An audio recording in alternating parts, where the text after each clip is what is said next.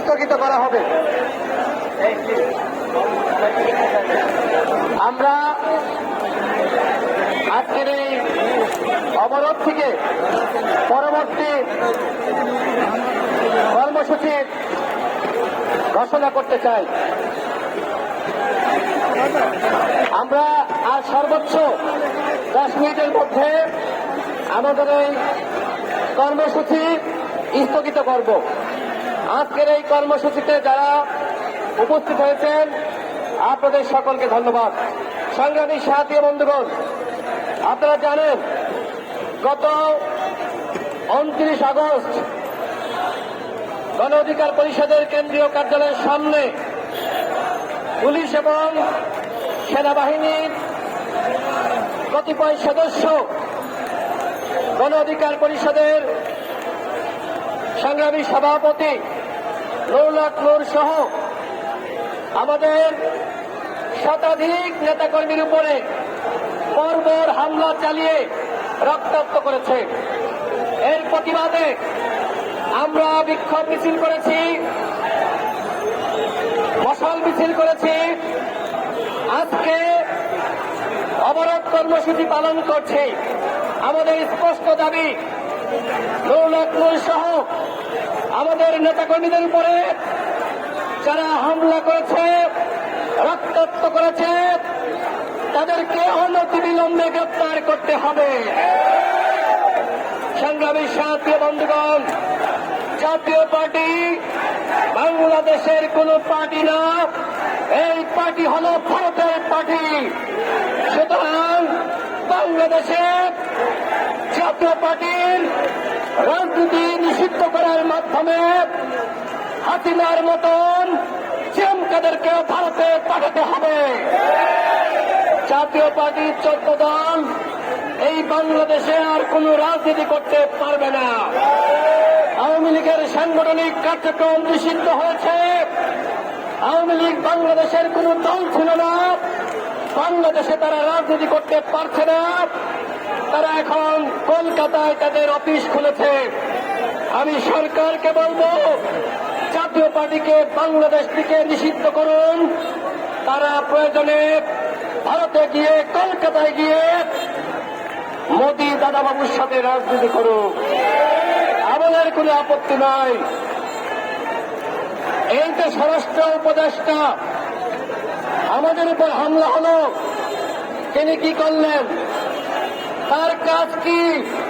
তিনি কি জানতেন না আমাদের উপর হামলা হয়েছে? এখনো পর্যন্ত তিনি কোনো বক্তব্য দেননি।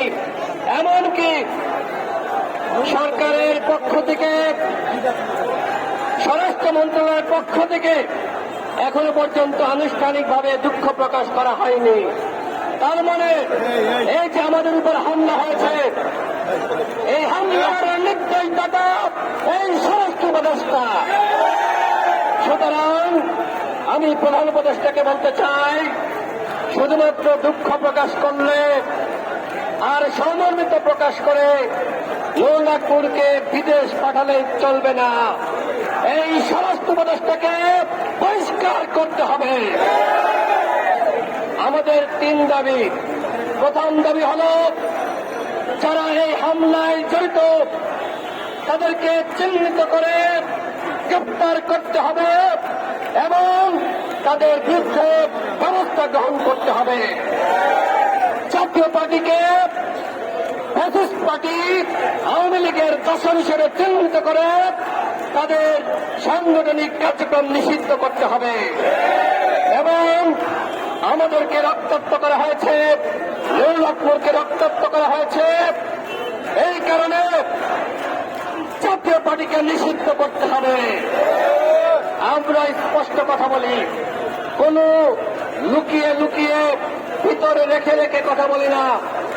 আপনারা জানেন আমাদের কার্যালয়ে 23টি রাজনৈতিক দল একসাথে হয়ে আমরা অঙ্গীকারবদ্ধ হয়েছি, বাংলাদেশে আওয়ামী লীগ, জাতীয় পার্টি এবং তার দোসররা রাজনীতি করতে পারবে না। প্রত্যেকটা রাজনৈতিক দল আওয়ামী লীগ, জাতীয় পার্টি এবং জাতীয় দলের বিচার দাবি করেছে। যারা প্রতিবাদ বিরোধী শক্তি আমরা সবাই ঐক্যবদ্ধভাবে আগামী 5 সেপ্টেম্বর বিকাল 3টায় রোজ শুক্রবার, আমি আবারও বলছি, আগামী 5 সেপ্টেম্বর রোজ শুক্রবার বিকাল 3টায় শাহবাগে প্রতিমাতৃদি শক্তির সংহতি সমাবেশ অনুষ্ঠিত হবে। এই সমাবেশে যে রাজনৈতিক দলগুলো আমরা একসাথে একতাবদ্ধ হয়েছি, আওয়ামী লীগ, জাতীয় পার্টি এবং 14 দলের বিচারের দাবিতে প্রত্যেকটা রাজনৈতিক দল সেখানে উপস্থিত থাকবে, তাদের নেতাকর্মীরা উপস্থিত থাকবে।